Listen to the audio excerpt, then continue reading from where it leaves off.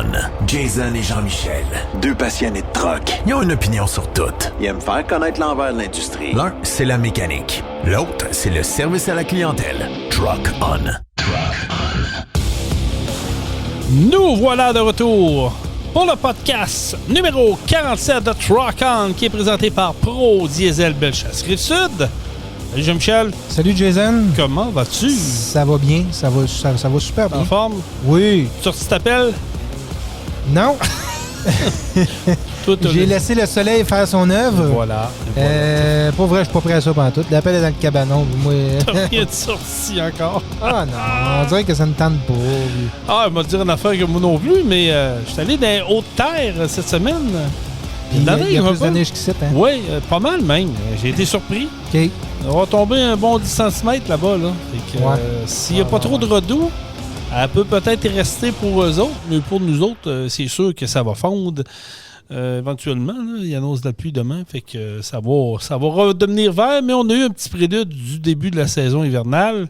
Oui, mais c'est souvent pour nous avertir, hey, ton kit de patio, buddy, serre-les, ça s'en vient. Ou mettre tes pneus d'hiver aussi. Parce que tu sais, veux pas, on a eu de la température quand même haute. Les dernières semaines, il a fait chaud. Oui. Hey, on avait des journées encore entre 15 et 20 degrés. Oui. Fait que le beat là, de serrer notre stock, là, on ne l'avait pas. Là. Non, mais là, on a eu comme un bon avertissement, puis ceux-là qui avaient des terres d'été, ont vu que c'était quoi encore. Et là, c'est ça. On n'est pas chaussé, puis on n'est pas. Notre stock d'été n'est pas serré, puis on est en dernière minute. Et la cohue est partie dans les garages. C'est parti, les rendez-vous. Là, c'est, dépêchez-vous à céduler votre rendez-vous, parce que d'après moi, vous allez être rendu fin décembre, début janvier.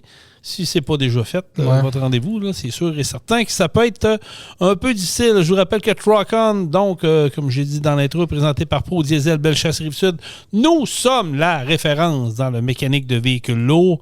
Si vous voulez avoir des économies d'essence pour vos camions, là. Exact. Programmation, des fuel économies, des programmations custom avec un peu plus de power, des programmations pour régler vos problèmes d'antipollution. C'est pas compliqué. On est la référence. Venez nous voir. On va régler ça. Appelez Jason, le meilleur représentant. Ou presque. Ou presque. Mais moi, pas trop de pression. Là.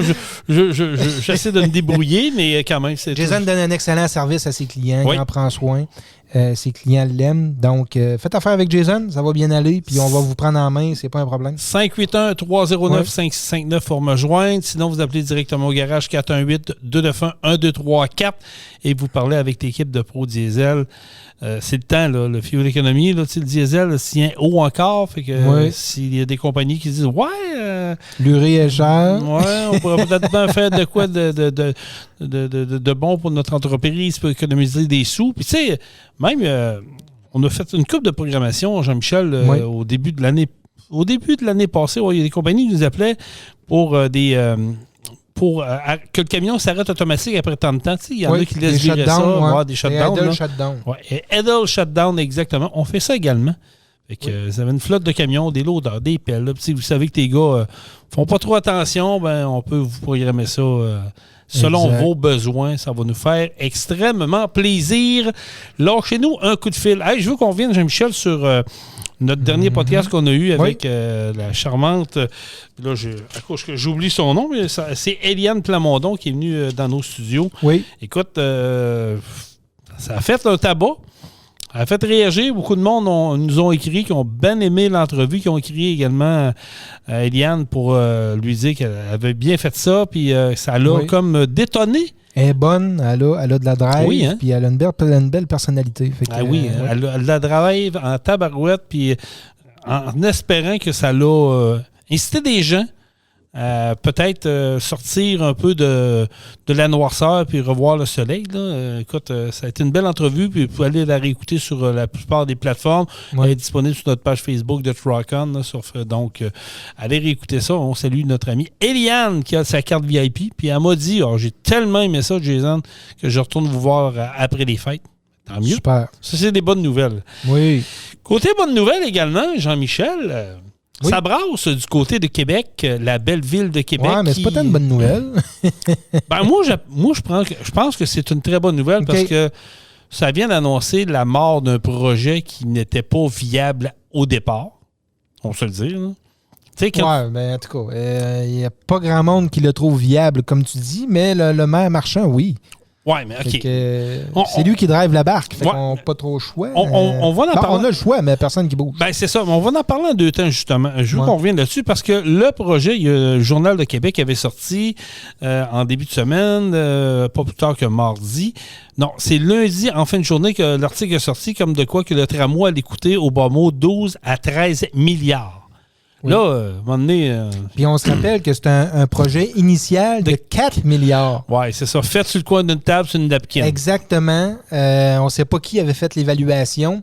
Ou peut-être que l'évaluation de 4 milliards était juste, mais que là, présentement, avec tout ce qui se passe, en tout cas, on ne le sait pas, là, mais là, ils sont rendus à 12-13 milliards. Ça n'a aucun sens. Mais Jean-Michel, tu sais, admettons, là, tu vas faire une rénovation chez vous. Tu sais, je sais pas, moi, tu vas refaire ton sous-sol, puis tu veux te mettre une table de billard, puis un grand écran 75 pouces, puis cinéma maison. Puis là, ta blonde, elle te demande, ça va coûter ça, là? Bon, chérie, pas cher, là, ça va coûter 1500 pièces. OK, 1500. Mais tu sais que dans ta tête, ça ne sera pas 1500, ça va peut-être plus 8-9 000, là. Tu sais, on s'entend, là. J'ai l'impression que ce projet-là, qui a été fait à l'époque, rappelons-nous-le, par Régis Labombe, qui était le maire de Québec, qui était contre le tramway, il était contre ça au départ, mais là, qui est revenu pour, puis il a fait un projet sur le coin d'une napkin, qui est sorti de nulle part, il a dit, ça va être un projet qui va être viable à Québec pour 4 milliards. À la base. Oui. Mais là, on dirait que les maires qui sont élus à Québec ont comme idée de faire un gros projet pour laisser le marque dans la ville de Québec. Là, on a Labombe qui nous amenait les Nordiques, là, puis que finalement, on les a pas, les Nordiques, mais ils sont pognés pour payer l'amphithéâtre qui est là. C'est une belle bâtisse, là. On peut pas enlever que c'est pas une belle bâtisse. Non, elle sert, mais pas de quoi anesthésie, cette bâtisse-là. Elle sert pas à ce qu'elle devrait servir en premier lieu. Là, il y a M. Marchand qui dit, bon, ben moi, ce que je vais laisser ici, là, comme héritage, ça va être le tramway. C'était un tramway de 4 milliards, puis on l'avait dans la gorge pas mal. Là, c'est rendu 12-13, puis il n'y a pas grand-chose de commencer. Ça va-tu finir à 15 puis à 16 milliards? Oui, mais là, il a annoncé cette semaine, une conférence de presse, parce que là, les chiffres sont sortis, que c'est lui et la Ville de Québec qui allaient prendre le projet en main, parce que faut pas oublier là, qu'il n'y a pas personne qui a coté là-dessus. Là. Aucun consortium. Ils disent qu'ils vont chapeauter le projet eux-mêmes, puis qu'ils devraient arriver à des coûts d'environ 8 milliards. Hey, attends un peu. Comment? 8 milliards. Non, c'est pas ça. OK. je l'oublie tout le temps, ce bouton-là. Les deux étaient corrects. Mais. non, mais pense-y, là, 8 milliards, on sait que ça va encore virer dans le 10-12 milliards. Ça va défoncer on ça. On sait. Là, les délais vont être défoncés aussi. Puis c'est quoi l'expertise des gens? Zéro. Je dis pas que les gens à Québec, là, c'est des bons riens. Là. Non. Mais... C'est quelle expertise à Québec qu'on a? Quelle firme qu'on a? Non, pas. Qui est capable de nous bâtir un tramway puis de faire les plans de tout ça? Puis qui a cette expertise-là dans la ville de Québec? Veux-tu que je te dise, moi, ma façon de voir ça, comment que je pense, qu'est-ce qui s'est passé dans tout ça? Là? Pourquoi que le maire Marchand est bâillonné là-dedans? C'est que quand il est arrivé au pouvoir, parce qu'il faut se souvenir que c'était la dauphine de Labombe qui avait été annoncée élue, puis finalement, au final, s'est fait coiffer. Ils ont trouvé de revenir pour annoncer, finalement, c'était le maire Marchand. Lui, il s'attendait peut-être pas à ça. Ouais. Mais moi, Labombe, là, juste pour te couper 30 secondes. Ouais, vas-y. Je l'aimais, Labombe, moi, dans ses premières années. Ouais, mais ils sont tous de même. Dans ses premières années. Ouais, mais Chris, c'est la première année, là, à l'autre. Ouais, mais là, lui... Tu comprends, là? Il commence l'autre, là, puis il est déjà... Je sais pourquoi. Je vais t'expliquer ma théorie derrière ça. Hein. Labombe, je l'aimais les premières années, puis à la fin, il dérapait. Oui, mais pourquoi qu'il dérape? Parce qu'à un moment donné, il y a du monde qui met de la pression en arrière, puis ils vont dire, tu vas faire ça, tu vas faire ça, tu vas faire ça. Sinon, on va te faire couler, ou sinon, on va sortir de quoi se trouver. Ouais, ma théorie, ma théorie pour le maire Marchand, là, c'est que quand il a été élu, il est arrivé avec le fait accompli, puis ils ont dit, ben là, on a un projet en cours, puis t'es mieux pour nous faire déraper ça. On y va all-in, puis c'est toi qu'on veut en avant, puis c'est toi qui va annoncer le projet. Coûte que coûte. Tu sais, un moment donné, là, comment qu'on va faire pour rentabiliser un tramway? Ça existe. Ça n'arrivera pas. Jamais. C'est un gouffre. Jamais que ça va être rentable. Mais pourquoi que toi et moi, on le sait? Moi, plutôt que la population complète le sait. Mais pourquoi et lui aussi le sait. Mais pourquoi qu'il continue dans ce projet-là? J'en ai aucune idée. Il y a des subventions qui ont été attribuées. Il veut y dépenser absolument.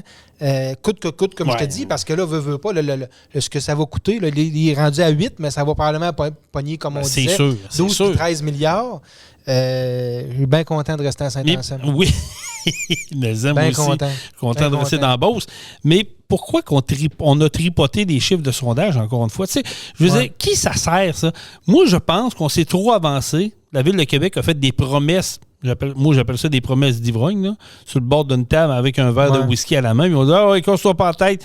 Les terrains, là, tu vas les avoir, puis tu vas pouvoir t'enlever. Nous autres, on va se construire un tramway. Tous tes terrains, tu vas pouvoir bâtir des buildings, puis le monde va aller rester dedans. Puis, je pense qu'ils se sont commis. Comme, comment il s'appelle notre ancien premier ministre libéral, là, le docteur Couillard, qui s'était compromis avec l'Apocatière pour les wagons, tout ça. Lui, s'était compromis. C'est sûr que ça va être fait à l'Apocatière, puis il avait levé la main, puis tout ça.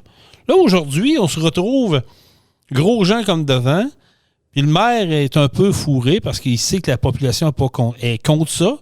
Même que le premier ministre, notre premier ministre déchu, là, qui est en train de perdre des ailes, ça sera un autre dossier un peu plus tard, a dit même à 10 milliards, ça n'a ni queue ni tête pour un projet comme la Ville de Québec. Mais non. Moi, je le dis depuis le début, là, ce tramway-là va être utilisé seulement dans les périodes touristiques de l'été. Puis encore? Il n'y aura pas un esti de chat là-dedans. C'est pas compliqué, les autobus sont vides.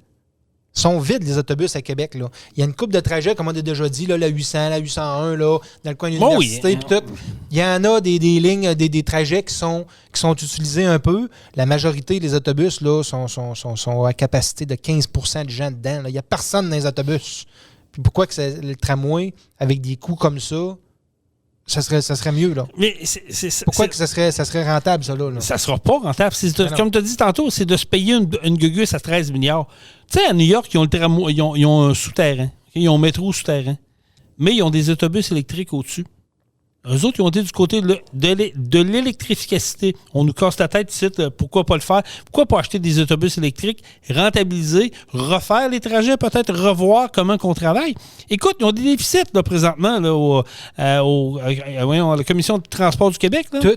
Exact. Toutes les villes avec le système de transport sont toutes en déficit. J'ai checké les chiffres l'autre jour. Là, je les ai pas sous la main, mais sont toute la gang en déficit. Puis le gouvernement va les aider, c'est clair. Mais pourquoi qu'il n'y en a pas un qui lève la main, Jean-Michel, qui dit là, c'est assez à faire, ça va être correct. En plus, on a vu là, il y a une couple de semaines là, la photo sur Facebook circuler d'un tramway qui est juste, je ne sais pas dans quelle place. En Ontario.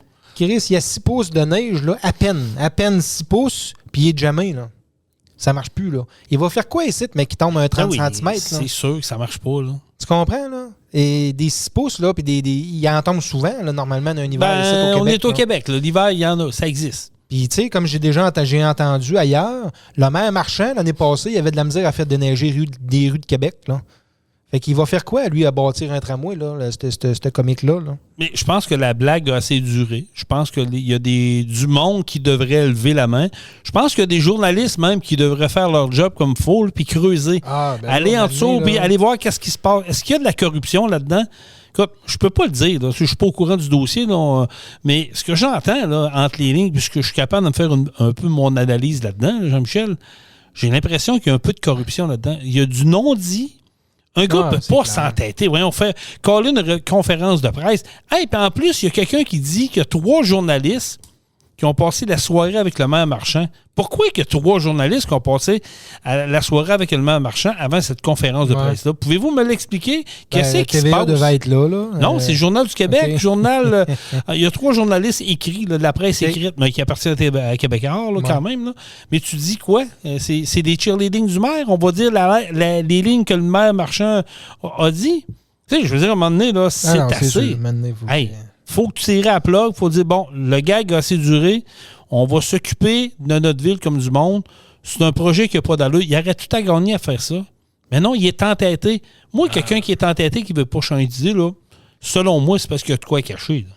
Bien, tiens, un projet de cette envergure-là, je comprends pas, qui n'écoute pas la population. C'est eux autres qui vont le payer.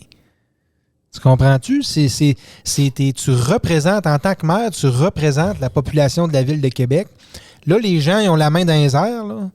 Puis, tu les vois même pas, là. Tu les écoutes pas. Je comprends pas qu'est-ce qui se passe. Ben, c'est ça, moi aussi. Il y a quelque chose qui ne s'explique pas. Il y a quelque chose qui se passe. On dirait que c'est gros comme un dirigeable, mais personne ne le voit. Il y a quelque chose là-dedans. Là. Je veux dire, on n'entend pas quelqu'un se lever et dire là, wow, c'est assez, là. C'est une joke, c'est une grosse pièce de théâtre, là. On va tirer sa plug, on se rassit, puis on va revoir qu'est-ce qu'on peut faire. Changeons de plan, changeons d'idée, arrêtons d'aller voir dans les pays où on se compare, puis que finalement, c'est pas bon. On peut-tu être meilleur que les autres? Ça fait longtemps que je vous le dis, on peut-tu être meilleur que les autres? Puis on dirait que non, on n'est pas capable d'être meilleur que les autres. Il faut toujours que ça se coûte plus cher, qu'il y ait des retards, puis que ça n'en finit plus de finir. Là, ils ramènent un projet à 8,2 milliards par étape maintenant. Là, c'est par étape. Imaginez-vous donc. Oui, là, il y a 3 étapes de la phase 1. Ben oui. Puis, en tout cas... puis ils n'ont pas creusé dans le Vieux-Québec encore, là. Mais qui commence à creuser, là. Mais qui pogne le tombeau de Samuel de Champlain, là. Ah, ça n'a pas de sens. Comment tu penses que ça va coûter de retard, puis tout ça, mais qui pogne une cuillère en bois, là. Ils vont faire un périmètre. Ben oui, ça va s'arrêter là. Les archéologues vont débarquer, puis là, ça va prendre des mois avant d'analyser, puis on peut s'y toucher, puis elle va-tu de faire en poussière si on la bouge, puis ça n'a ni queue ni tête, là. Non, ça n'a aucun sens, les affaires. Mais en tout cas, regarde, comme je te disais tantôt, bien content d'habiter à Saint-Anselme. Je sais très bien que mes taxes n'iront pas là. Mes impôts, il y en a une partie qui va y aller. Là, mais il faut que ça arrête. J'espère que ça va arrêter, puis j'espère qu'il y a des journalistes qui vont gruger, des vrais journalistes d'enquête qui vont aller en profondeur. Mais il y en a-tu encore de ça? Je pense que oui. OK. Je pense que...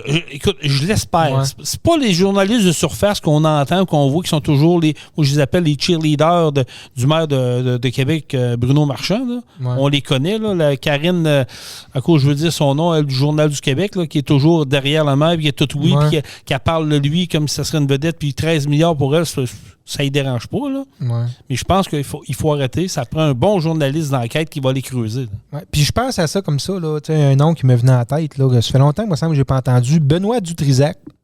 Ben lui, je pense qu'il n'est plus là-dedans. Je pense qu'il y a comme un prix, un pas de recul. Il est peut-être en retraite, là, mais c'est pas un journaliste qui était aimé de tout le monde. OK, mais... il n'avait pas la langue de bois, lui. Il allait au fond des affaires pas mal. Là. Ouais, tu comprends, là? Mais il n'était pas aimé de tout le monde. Non, c'est sûr. Mais quand tu dis les vraies choses, tu n'es pas aimé de tout le monde en partant. Là. Non, c'est clair. Fait que sa job, c'était pas de se faire aimer non plus. Si tu veux te faire aimer de tout le monde, ben tu ne seras pas aimé de tout le monde. Non, c'est clair. Mais quand tu déranges, tu déranges. Exact, c'est en plein ça. Oui, c'est clair. Radio-Canada, là, on va leur donner, même avec nos taxes et nos impôts, il y a une chose, par exemple, ils ont une émission qui s'appelle Enquête. Ouais. Puis ils font des bons reportages. Ils ont justement sonné l'alarme là, pour les ponts de Québec et Pont-Pierre-Laporte. Là, que finalement, il y a des ingénieurs qui les ont pissé de l'information, comme de quoi que nos 2 ponts là, sont en décrépitude accélérée puis qu'ils n'ont fait rien rapidement. On va peut-être être pognés à être traversés à Chaloupe puis au Radeau ou sinon aller à Trois-Rivières. Ouais. Ça n'apprend du monde de même qui font réveiller le monde. Là. Remettons les priorités aux bonnes places. Exact. On peut-tu, là, en 2024, là, ça va faire partie d'un sujet de conversation, puis ça peut nous amener à notre deuxième sujet, un de nos sujets de conversation. La récession est à nos portes, Jean-Michel. Oui. Oui, est à nos portes. Je te dirais que ça devrait arriver d'ici les fêtes. D'ici les fêtes, puis je crois que ça ne sera pas une énorme récession qu'on va ressentir, que tout le monde va ressentir, mais elle va être faible, mais elle va être là pareil. On le sent. Je veux dire, oui. On le sent. Tu sais, l'autre jour, j'avais une discussion avec un de mes chums, puis je lui disais, il me disait la même affaire. Il disait, là, ça va pas bien, hein, l'économie n'est pas bonne, puis il dit, on sent que ça va ralentir, tout ça. J'ai dit, ouais, mais... Il dit, je me promène les fins de semaine, je regarde les cours de centre d'achat, c'est bien plein. Canadian Tire, la cour est bien pleine. Canac, c'est bien plein. Je regarde mon moulin ici en arrière de moi, de chez nous. Puis j'ai un autre moulin ici au coin de la rue chez nous. Là, il voyage du truck au bois, puis il voyage du bois par train. Puis ça travaille même les fins de semaine. Je me dis, crime! C'est d'après moi, c'est toi qui vas avoir raison. L'économie va baisser, mais peut-être pas une grosse récession tant que ça, exact. finalement. Il y a des entreprises, il y a des secteurs qui vont le ressentir plus que d'autres. Il y en a qui ne le ressentiront pas du tout. Mais tu sais, on constate une récession quand il y a une croissance négative pendant plus que 2 trimestres. Ouais. Là, on dit que le deuxième trimestre était à 0,2 %. Puis on estime que le troisième va être à 0,1. Fait que si ce résultat-là est confirmé, ça va se confirmer dans les prochaines semaines, je crois, on va être statistiquement en récession. Donc, ça sera pas comme on l'a déjà connu par le passé, mais ça risque de faire mal à d'aucune entreprise. Oui. Puis moi je la souhaite, là, pour de vrai. Là. C'est plate à dire. Je la souhaite parce que l'économie marche sur un fil depuis une couple d'années. Ça fait une couple d'années qu'on dit la récession s'en vient, il ne se passe jamais rien. Les marchés, l'économie, tout le monde est sous ses gardes. Ça fait 2 ans. Là, on va tomber en récession. Ça va durer peut-être 1 mois. Ça ne durera pas longtemps. Garanti que ça ne durera pas longtemps. Puis comme je dis, ça fera pas mal à énormément de gens. Mais un coup que ça va être annoncé, que ça va être fait, là, il y a beaucoup d'investisseurs qui vont réinvestir, puis ça va redécoller. L'économie va redécoller, puis là, on va arrêter de parler d'une supposée récession qu'on attend puis qui ne vient jamais. Là, on va redécoller, on va dire, gars, on l'a vécu, elle a duré 1 mois, c'est réglé, on n'en parle plus. Bingo, on réinvestit, on redécolle. On est bon pour un autre cycle. Mais il va falloir qu'il y ait quand même des changements au niveau comptabilité au niveau du gouvernement, parce que, tu sais, encore là, je regarde le prix d'essence à Québec, ici, ou dans la région de Bellechasse, la Beauce, où ce qu'on est, on paye encore trop cher versus ce qui se paye ailleurs. Avec la COVID, là, les gouvernements ont tellement imprimé de cash puis de remettre du cash dans la machine qu'à un moment donné, c'était une survie artificielle. Ça, c'est sûr. À un moment donné, il y a des résultats à ça. Il y a des problèmes qui viennent à ça. Puis c'est un peu ce qu'on a vécu. L'inflation, puis ci, puis ça. Puis le monde n'avait pas les moyens de dépenser. Ça dépense pareil. Fait que c'est ce qu'on voit là. Mais il faut se dire aussi que suite à ça, c'est clair que les banques, excusez, puis le taux directeur va rebaisser, là. Ça va. Tu penses, toi? Ah oui, garanti. Même les taux d'intérêt? Oui, ça n'a pas le choix. Parce que tu entends parler, tu sais, puis ça aussi, ça me fait rire un peu. Ça n'a pas le choix. J'écoute beaucoup de radio quand je fais de la route, là, puis des talks radio, puis chaque poste de radio, on a le spécialiste économique, là. Sur les 3, il y a 3 opinions divergentes. Tu sais, tout le monde... Il y en a un qui dit « ça va baisser », il y en a un qui dit « non, ça va rester stable ». Il dit « attelez-vous, pas avant 2026, après qu'on va voir des... » C'est stable pour l'instant. On a vu, là, dernièrement, ils ont laissé ça comme c'était. Ils ont comme plafonné. Je ne sais pas si on peut dire plafonné, mais ils ont laissé ça comme c'était. Mais moi, de ce que je me suis fait dire, parce que j'ai eu une rencontre la semaine dernière, c'est que 2024, on va entrer... En 2024, avec une fin de récession ou début qui ne durera pas longtemps. Puis vers le milieu de 2024, fin 2024, les taux d'intérêt vont commencer à baisser. Puis on devrait perdre même 1 à 1,5 %. Ils vont y aller à plusieurs shots là, d'un quart, de 0,25. Fait que j'ai hâte de voir ça. Puis en 2025, ça va baisser encore un peu. Fait que on le souhaite. On le souhaite parce que là, il y en a qui ont la langue à terre. Oui. Mais il ne faut pas se fier là-dessus puis se mettre à aller dépenser. Dire, ça va baisser l'année prochaine. Bon, maintenant, on vivez jour le jour puis faites attention pareil à vos Mais penses-tu que les gens vont avoir appris de cette leçon-là? Parce qu'on a eu des taux d'intérêt à 1 1,5 %. Il y en a que oui, mais il y en a que non. Il y en a qui apprendront jamais. Là. Tu comprends? Il y en a qui ont fait des gaffes puis qui apprennent de leurs erreurs, puis il y en a qui apprennent jamais. Là. Je comprends. Mais... Je fais souvent la joke, je compare souvent ça au maire Simpson. C'est quand on voit Homer Simpson qui passe dans un cadre de porte, exemple, et qui se cogne 4 fois la tête à la même place, à chaque fois qu'il passe là, il n'y a rien appris. Lui, il n'apprendra jamais non plus. Exact. Moi, je dis souvent aux autres, moi, je me cogne la tête une fois. Tu comprends, là? Je vais me cogner la tête une fois là, puis ça arrivera plus jamais. Exact. C'est ce qui est important. Mais c'est ça que j'ai hâte de voir. Parce que, oui, on le sent. On le voit. Il y a d'aucuns créneaux qu'on le sent vraiment qu'il y a une baisse. Il y en a d'autres qu'on dirait que ça vire à la pine à la planche, puis ça n'a aucun sens. Là, mais... on le voit. Moi, je le constate, le petit ralentissement qu'il y a présentement dans le domaine du transport. Ça, oui. Là, il y en a qui vont me dire « Ah non, nous autres, ça vire à la planche. » Oui. Ben, peut-être que certains secteurs que ça n'a pas baissé, mais j'en vois beaucoup qui ont diminué, qui ont ralenti. Je le vois avec mes clients. Là, veux pas, on a beaucoup de clients. Ah, ben oui, moi aussi. On le voit, là. On le voit avec un petit ralentissement. Tout le monde est sous ses gardes. Tout le monde fait attention. C'est juste ça qui se passe, parce que tout le monde sait que ça s'en vient. Fait que c'est juste ça. Mais un coup que ça va être fait, tu comprends? Un coup que ça va être fait, ça va être annoncé, on va pouvoir virer la page puis passer à autre chose. Puis là, l'économie va redécoller. Une récession, c'est toujours bon dans le sens qu'un coup que c'est fait, l'économie, là, elle repart en flèche. Là. C'est ce qu'on veut. On va suivre ça de près parce qu'on va souhaiter pour vrai comme tu dis, moi je le souhaite, que ça soit pas trop, que ça brasse pas trop et que le monde s'en sorte bien, là, qu'il n'y ait pas trop de pertes par rapport à ça, parce que c'est sûr qu'une récession, il y a toujours des perdants et des gagnants là-dedans, puis c'est plate pour les perdants, mais bon, tu sais, on sait, dans le domaine, tu nous as parlé un peu dans le domaine du transport, ça bouge beaucoup également. Puis on apprenait cette semaine que Couture Expressway de Saint-Ephrem ont acquis la compagnie LDC. Oui, on a vu ça passer. Ouais. On a vu ça passer, justement, c'est Truck Stop Québec qui a sorti la nouvelle en premier. Grosse acquisition pour Transport Couture, qui est une belle entreprise établie du côté de Saint-Ephrem-de-Beauce. On salue Vincent et Mario Couture qui sont impliqués là-dedans. Et ce qu'on me dit, on m'a dit à l'oreille que prépare-toi, Jason, d'ici la fin de l'année, il devrait peut-être avoir 2, peut-être même 3 autres acquisitions par des compagnies de transport. Je sais qu'on est habitué de voir les transports de ce monde aller chercher des entreprises un peu partout pour grossir. De voir ce qui s'est fait hier, moi j'aime ça, je suis content. Ça fait en sorte que c'est un peu de nouveau.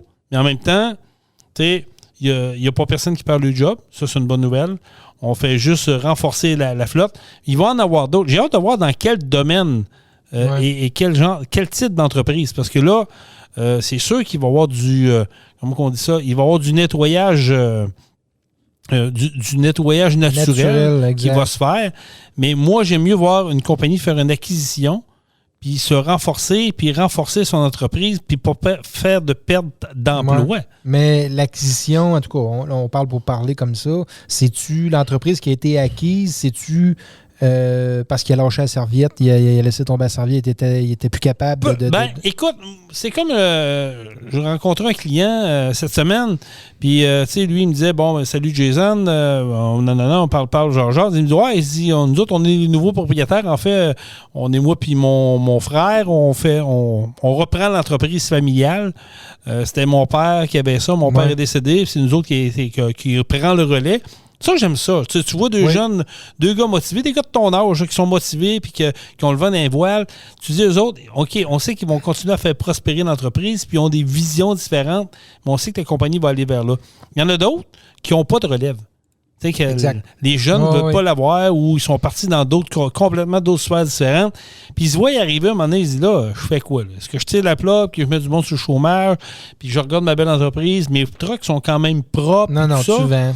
Puis là, tu as quelqu'un qui lève la main et dit hey, t'as vendre, toi? Serais-tu à vendre? Je pourrais t'acheter, on pourrait faire de la business ensemble. Puis éventuellement, tu prendras ta retraite, puis nous autres, on va continuer. Exact. Moi, je pense que c'est peut-être dans cette optique-là. Tu sais, je ne connais pas l'entreprise LDC, là, pas du tout. Je suis pas menteur. Là. Je connais Couture Expressway comme il faut, mais les autres, je ne les connais pas. Ouais.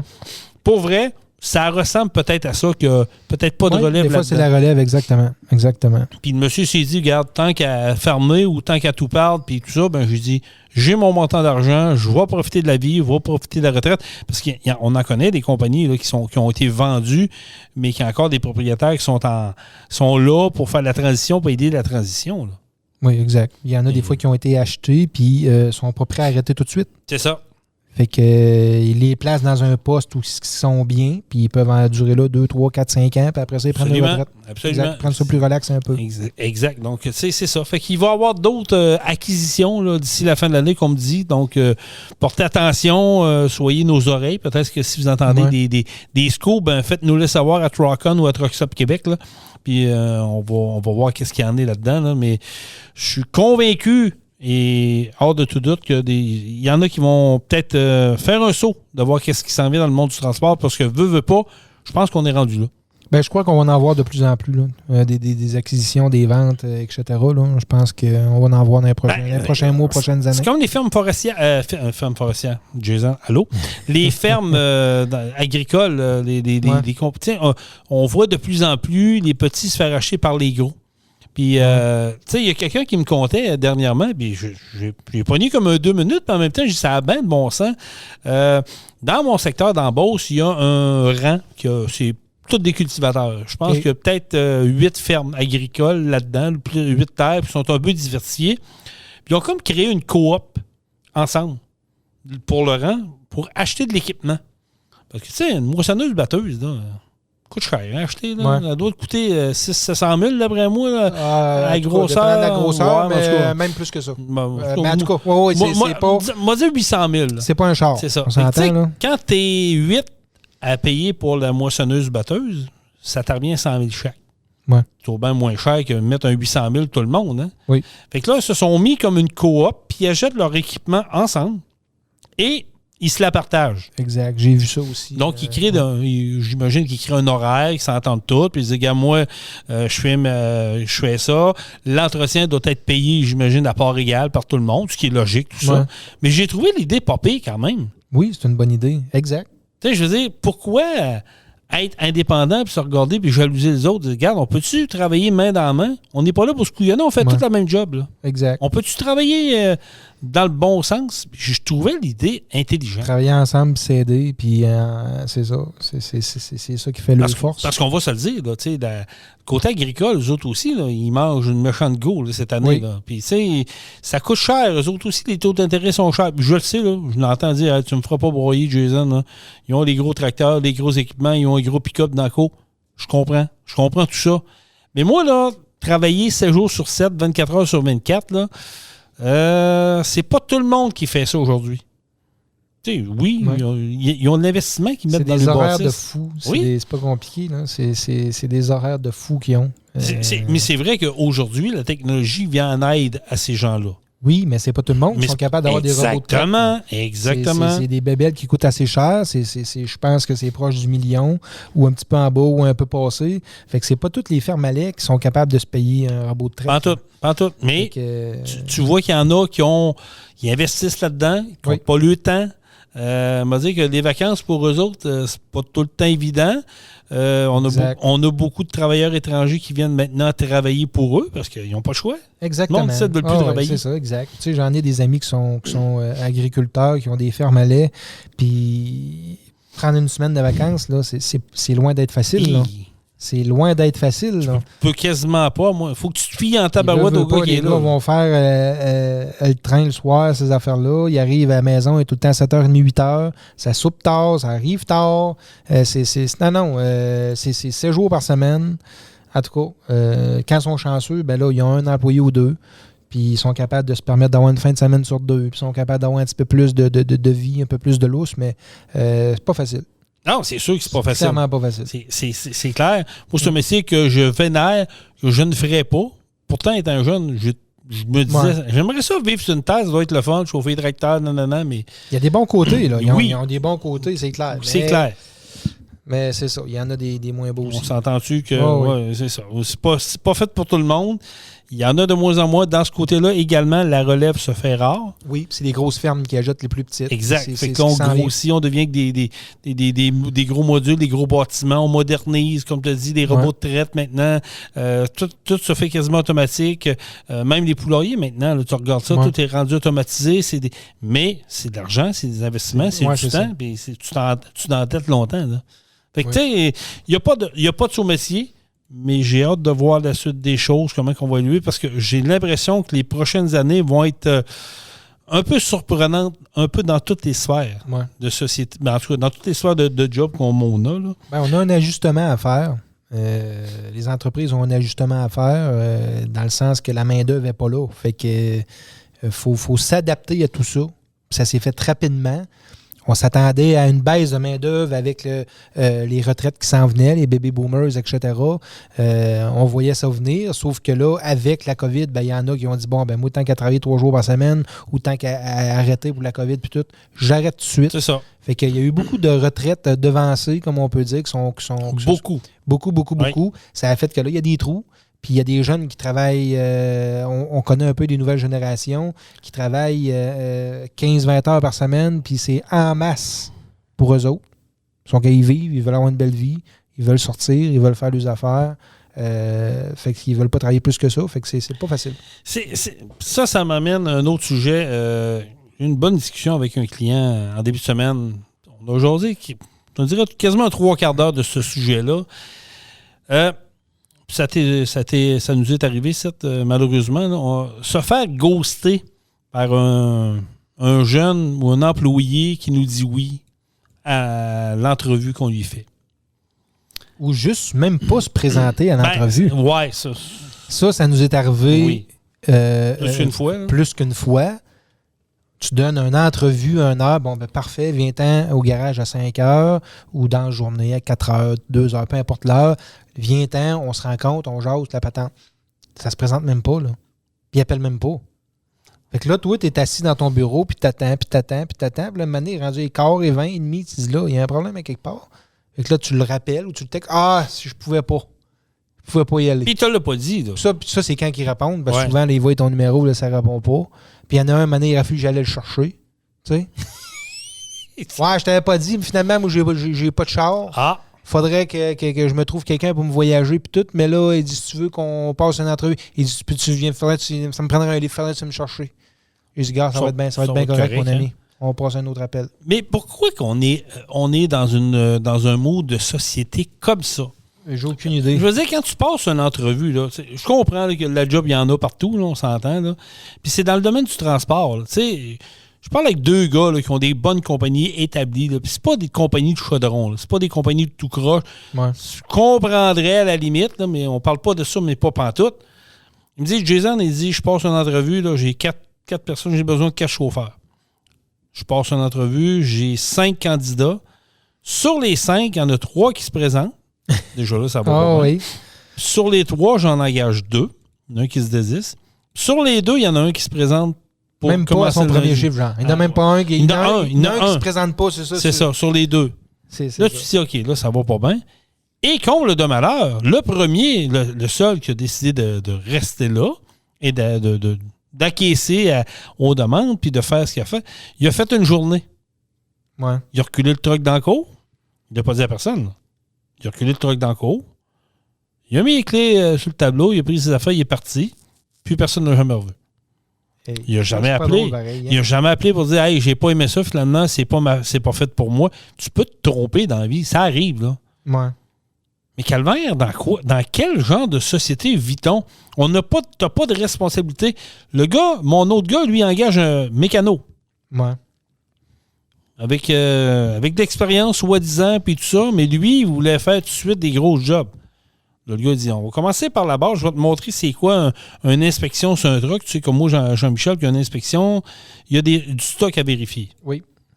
Ah, pas de trou, j'ai déjà fait ça, je connais. Oui, tu connais ça. On va commencer par te faire une inspection, puis si ça va bien, on va progresser. Ouais.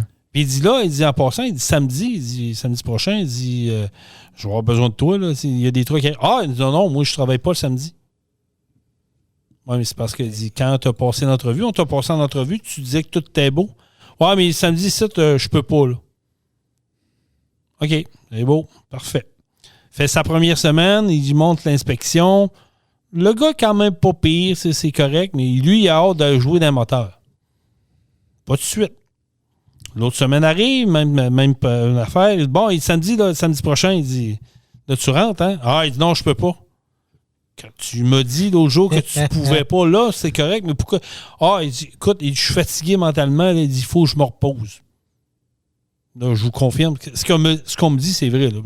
Je doute pas pantoute de mon contact. Il dit faut que je me repose, je suis fatigué émotionnellement. Ouais.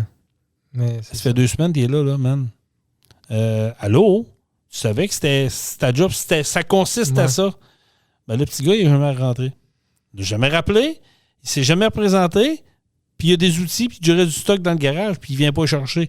Puis là, on essaie de l'appeler pour lui dire écoute, au moins, il vient chercher tes affaires, on va te les mettre sur le bord, puis il vient. Puis tu sens plus d'image.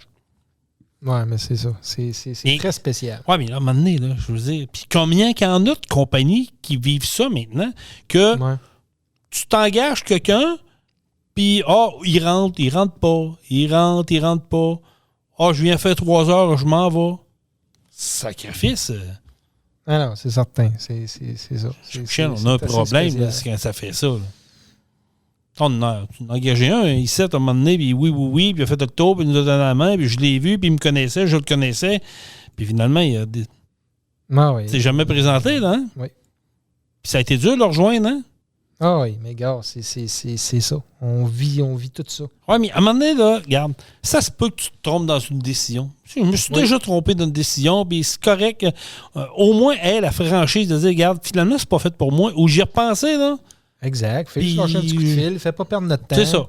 Perds pas ton temps, fais-nous pas perdre le nôtre non plus. Puis c'est tout. C'est pas plus compliqué que ça. Mais on dirait qu'eux autres, ils ont pas de... On dirait qu'ils ont... C'est pas grave, je m'en casse. Mais, tu sais, que tu n'appelles pas, tu réponds pas au téléphone, tu réponds pas au texto, sur Messenger, ni vu ni connu, hey, t'es pas mort, là, t'es encore arrivé. À un moment donné, tu vas te faire rencontrer à quelque part, on va te croiser en quelque part d'un cadre de porte, ça se peut pas, là. Ah, c'est ça. Mais c'est ça. Mais il y en a que c'est ça. Mais ça vaut pas cher, là, ce monde-là. Là. Mais il y en a de plus en plus de ça. Ouais. Il y en a de plus en plus qui veulent être payés au gros salaire en rentrant. Ils veulent pas faire le preuve. Ils veulent sauter tout de suite au gros poste, avoir des grosses conditions, mais pas trop travailler. Ouais. Parce que ça marche pas. Dans la même phrase, tu peux pas dire je veux avoir des grosses conditions, mais pas trop travailler. Ça vient avec des responsabilités, ça, là. Exact. Si tu veux, moi je l'ai tout le temps dit, si tu veux augmenter ton salaire, augmente ta valeur. Voilà. Tu comprends? C'est pas compliqué, là. Si tu veux avoir un meilleur salaire, puis tu veux dépasser les autres avec ton salaire, tu veux graduer plus rapidement que les autres, bien, travaille pour augmenter ta valeur. Tu comprends? Va faire des formations, organise-toi pour en apprendre puis en savoir plus que les autres, puis tu vas être payé plus que les autres. Tu comprends? C'est pas compliqué, là. C'est augmente ta valeur. Fais tes preuves. Exact. Fais tes preuves, augmente ta valeur toi-même, puis ton boss va payer plus. Là. C'est pas compliqué. Là. Je dis pas qu'il n'y a pas des bons travailleurs. Au contraire, je sais qu'il y en a. Je sais qu'il y en a qui ont déniché des bons employés, puis qui s'en occupent, puis qui s'organisent pour être heureux. Mais je trouve que c'est ainsi, c'est des histoires comme ça que j'entends à répétition. Et ça, c'est dans le domaine du transport, dans le domaine de la mécanique, dans le domaine du magasin général, dans tous les domaines, on dirait que c'est rendu une tendance. Ah oui, puis c'est ça. Des fois, ça me fait un peu rire. J'en entends beaucoup d'histoires. Puis, tu sais, veux pas, bon, mettons, on a une entreprise avec X employés. Tu donnes l'augmentation annuelle qui est un montant, un pourcentage X. Tu dis, bon, ben, gars, on va donner ça aux gars puis aux employés. Mais souvent, il y en a un qui lève la main. Puis il dit, ouais, moi, j'aurais voulu avoir 3 piastres de plus que ça. C'est ça qui est. Oui, je suis prêt à te le donner.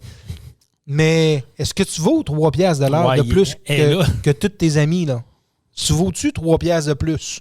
Prouve-moi-le, augmente ta valeur, démarque-toi, puis on va te le donner avec plaisir. C'est ça. Qu'est-ce que tu me donnes pour le 3 piastres de l'heure? Pourquoi je te donnerais 3 piastres de plus que les autres à côté de toi qui font exactement le même travail? Tu te démarques pas, tu n'as pas augmenté ta valeur avec le temps. Pourquoi je te donnerais plus que les autres? Tu comprends? Il n'y a aucune raison. Mais ils sont comme ça. Il y a beaucoup de jeunes qui veulent commencer, comme tu dis, dans l'industrie, peu importe laquelle. Ils veulent commencer en haut. Puis ils veulent commencer dans le milieu de l'échelle, puis aux 3/4 de l'échelle déjà. Ah, puis il y en a qui veulent commencer en haut. Là. Ils voudraient quasiment avoir la job du boss. Là. Tu sais, c'est ça. C'est qu'à un moment donné, là, c'est pas comme ça que ça marche. Là. Mais, comme je disais tantôt, c'est une mentalité qu'il va falloir qu'il soit changée à un moment donné. Là, parce que ça n'a plus de bon sens. Et je pense que, tu sais, quand tu as été élevé et tu n'as jamais eu de conséquences à tes gestes, ça devient un peu le motus operandi. Que je me présente pas, ou oui, j'y vais, puis je dis oui, je rentre demain, puis tu te présentes plus, puis tu sens plus d'image, puis tu n'as pas de conséquences à ça. Ouais. Pourquoi? Je veux dire, ça marche pas. Moi, ça m'est arrivé une couple de fois, puis quand le gars répondait, je me gâtais un peu, puis il va tomber sur la blacklist. Là. Je dis, ton nom, là, j'ai une très bonne mémoire, ton nom, je vais m'en souvenir, puis renvoie-moi pas ton CV dans 5 ans. Là. C'est terminé, là. Tu comprends, là? Pourquoi te barrer avec un entrepreneur? Pourquoi avec une entreprise? Pourquoi te faire mettre sur la blacklist pour une niaiserie de même? Je comprends pas. Moi non plus, je la comprends pas. Il y a un minimum de respect. Ça prend 10 secondes. Tu fais un appel, tu dis je m'excuse, finalement, je me présenterai pas pour l'entrevue pour X raison. Invente n'importe quelle raison si tu veux. Mais c'est pas pire que ça. Au moins, tu as donné ton temps. Exact. Fais pas perdre ton temps. Exactement. Puis c'est un minimum de respect. Puis il y en a qui l'ont pas. Fait que quand tu vois qu'ils l'ont même pas pour ça, engage jamais cette personne-là. Là. Non, puis tu sais, admettons, tu rentres dans un commerce, puis tu y vois à faire. Tu as quasiment envie de dire d'aller voir son boss, puis de dire, hey, je suis un chaudron que t'as engagé là. Ouais. Moi, je lui laisse les découvrir. Mais tu ris, hein, ça m'est déjà arrivé dans le passé. Je connaissais quelqu'un, je nommerai pas, là, mais je ne dirais pas dans quelle sphère, mais je connaissais quelqu'un qui avait eu qui s'était fait pogner à voler. Ouais. Puis je me l'étais fait compter, j'avais pas eu la preuve, mais bon, puis il n'y avait pas une bonne, disons, opinion de cette personne-là, mais ça faisait des années que je ne l'avais pas vu. Et à un moment donné, à ma grande stupéfaction, on avait un meeting le matin, je rentre le lundi matin, on s'assied, notre boss nous fait le blabla, puis il dit, bon, j'ai un nouvel employé à vous présenter, il fait signe, il arrive, puis j'y vois à face, c'est lui.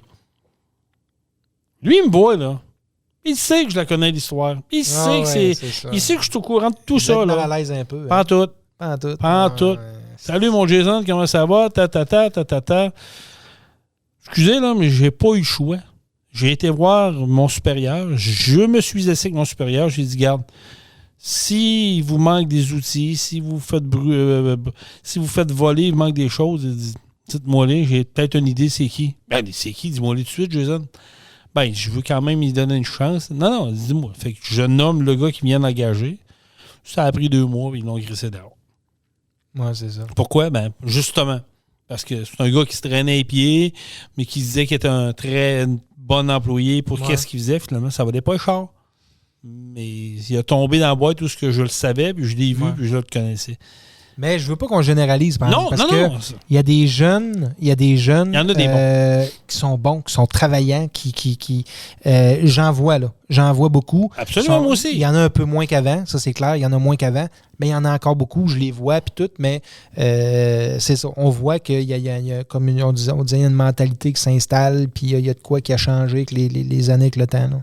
Mais il faudra que ça change. Il va falloir que quelqu'un, tu sais, ça. Je ne sais pas si c'est eux autres qui vont changer ou ça va changer ou c'est les entreprises qui font s'adapter.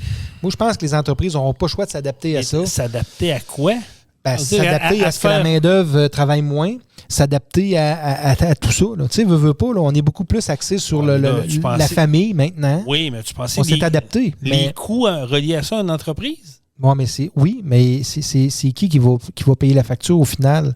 C'est le consommateur, là. Oui, mais c'est comprends? À la place d'avoir 4 employés à 40 heures par semaine, on va peut-être en avoir 6 parce qu'il y en a 2 qui vont faire du 20 heures, puis tu es obligé d'en engager 4 à la place de 2. Tu comprends? C'est un peu ça que je veux dire. Oui, je suis d'accord avec ce que tu dis, mais moi, je reviens au point de départ. Christy, tu donnes ton nom, tu vois une job, tu donnes ton nom, Calvaire, présente-toi. Ne donne pas ton nom. Je veux dire, pour moi, c'est un non-sens. Non, c'est ça. Je veux dire, il se perd des coups de pied dans le cul à quelque part. Là. Et pourquoi tu donnes ton nom si tu ne te présentes pas? Ouais.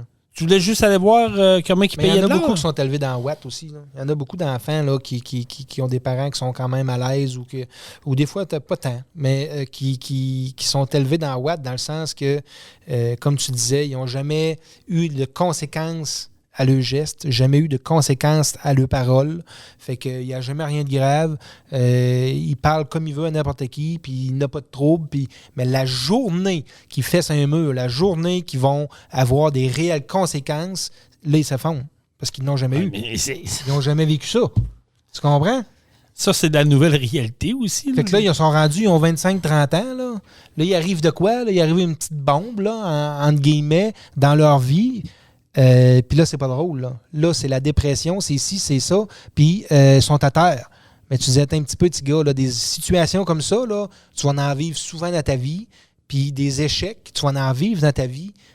Profites-en pour apprendre, puis repartir, puis c'est normal. Il faut juste que tu apprennes à ça. Tout le monde en a. Il n'y a personne qui que ça va bien day one, puis que ça s'en va jusqu'à la retraite. Là. On a tous des problèmes, on a tous des défis, mais il faut les relever, ces défis-là.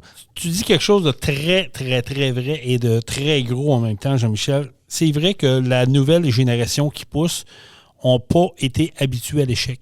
Non. 0, 0, 0. Écoute, l'échec dans la vie, ça fait partie de la vie.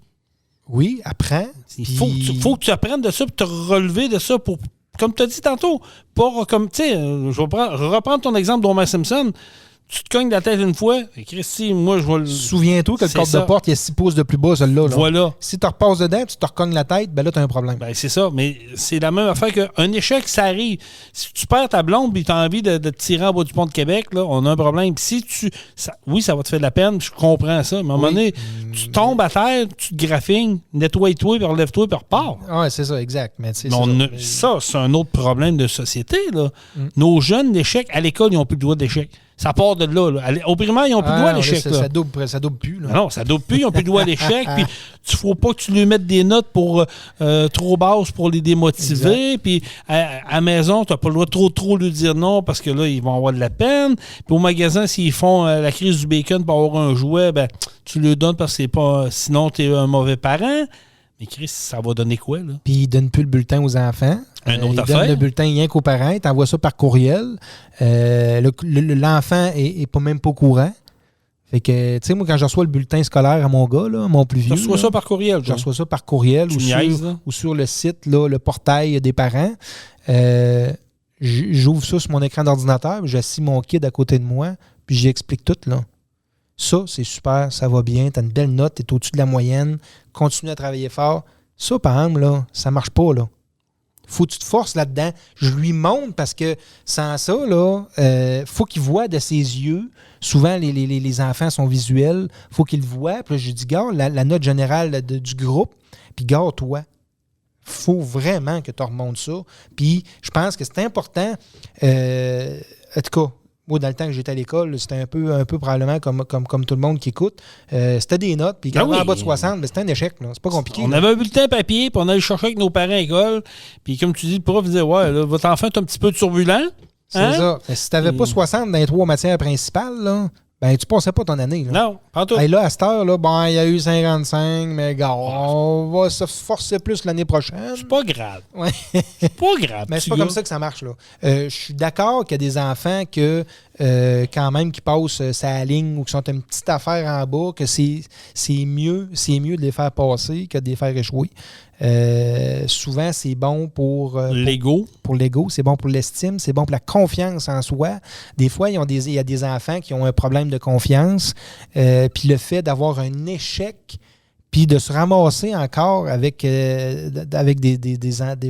enfants, avec des amis qui vont être plus jeunes, puis ci, puis ça les aidera réellement pas.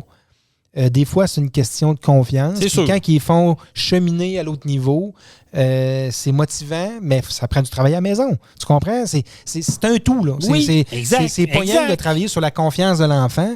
Il faut aussi qu'il y ait un travail de fait à la maison. Si ton enfant a un problème de sa confiance, c'est clair qu'il faut que tu travailles là-dessus à la maison aussi. Mais les devoirs, il faut qu'ils se fassent aussi. Absolument. En tout cas, mais comme tu dis, c'est un tout. C'est un tout. Puis je pense que c'est dans les générations qu'on a eues dernièrement, je pense que les parents, ils ont enroulé dans le papier de toilette, dans Watt, puis ils se cognent jamais. Là. De là que je te dis qu'il faut les habituer puis les expliquer que l'échec fait partie de la vie. Oui. Parce que tu vas en avoir étant jeune, tu vas en avoir étant ado, puis tu vas en avoir étant adulte. Parce qu'un échec, tu n'as tout le temps dans la vie. Tu peux avoir un échec au travail, tu peux avoir un échec dans le sport, tu peux avoir un échec partout. Mais si tu n'es pas mindé à ça, si tu n'es pas préparé à ça, je pense que c'est... Non. Mais dans la vie, là, c'est ça. On hérite des échecs qu'on est capable de surmonter. Exactement. Fait que... Il faut brasser un peu la nouvelle génération, lui expliquer ça. Par pitié des nouveaux parents, montrez-leur à leurs enfants que même s'ils tombent, c'est pas grave. On se lève et on avance. Moi, mon père me disait tout le temps ça. Il dit, garde, tu tombes, lève-toi, avance. T'es capable. T'es pas handicapé, là, marche. T'es capable, lève-toi, c'est pas grave. Si tu retombes en bas de ton bicycle à pédale, c'est pas grave. Relève, recommence. À un moment donné, tu vas l'avoir, tu vas avoir une fierté. C'est ça, exact. Ça peut arriver que dans 3 mois, tu replantes la bicycle, mais c'est pas grave, tu te relèves, mais on avance. C'est un peu le reflet de notre belle société, mais bon, ça, écoute... On ne changera pas ça aujourd'hui. Non, on ne changera pas ça aujourd'hui. En espérant que c'est ça. Ça va s'améliorer tranquillement, pas vite. On peut le souhaiter, mais avant de terminer, là, pour ceux-là qui nous écoutent, puis qui ont envie d'aller passer une entrevue à quelque part, qui ont donné leur nom à quelque part, qui disent « Ouais, finalement, j'avais l'intention de ne pas me présenter après, mais regarde, prenez le téléphone, là, ou texto, peu importe, là, mais envoyez un petit courriel, dire « Regarde, finalement, j'irai pas à l'entrevue ou finalement, je ne la veux pas à job. Je vais la laisser un autre. C'est pas fait pour moi. » Aussi simple que ça. Ça va, je pense que vous allez mieux passer. Ça va, pour l'employeur, ça va être plus facile à gérer. On va pouvoir passer un autre appel. Parce que peut-être que lui, il y avait un autre candidat avant vous, là.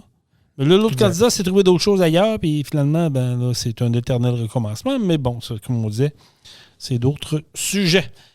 D'autres sujets, mon ami Jean-Michel? Là? Non, ça fait pas mal de tours. Non, mais écoute, c'est encore une fois un podcast qui a passé très, très vite. Oui. Ben, on vous invite à aller vous abonner à notre page Facebook de Truck On, le podcast. Yes. Continuez à nous écouter sur Spotify, Amazon Music, Google, Balado. Également, on est sur iHeartRadio. On est sur Balado Québec. On est sur Deezer également. Bref, on est un peu partout sur les plateformes de podcast et diffusé sur Truck Stop Québec.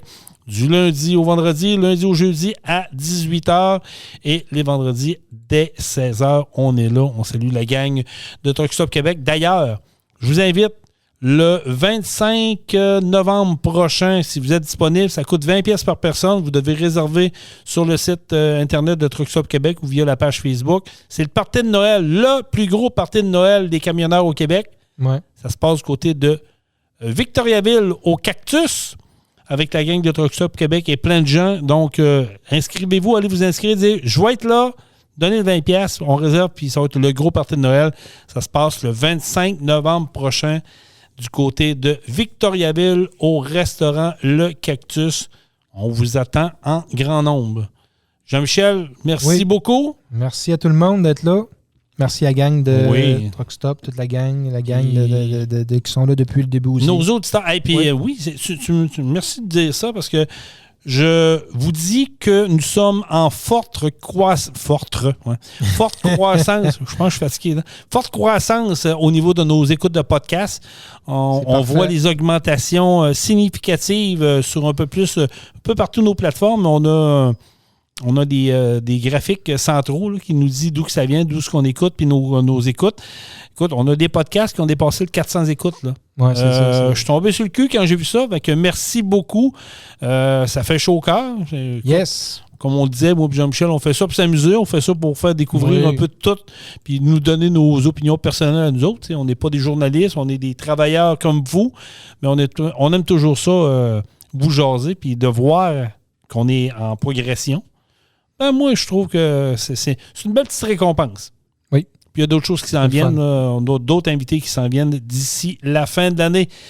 Soyez sages, soyez prudents, d'où ce que vous nous écoutez. Et on termine ça comment, mon ami Jean-Michel? Truck On. Truck On. Vous avez aimé le podcast? Partagez-le et abonnez-vous à notre page Facebook. Truck On. On vous en prépare un autre. Truck On, la gang!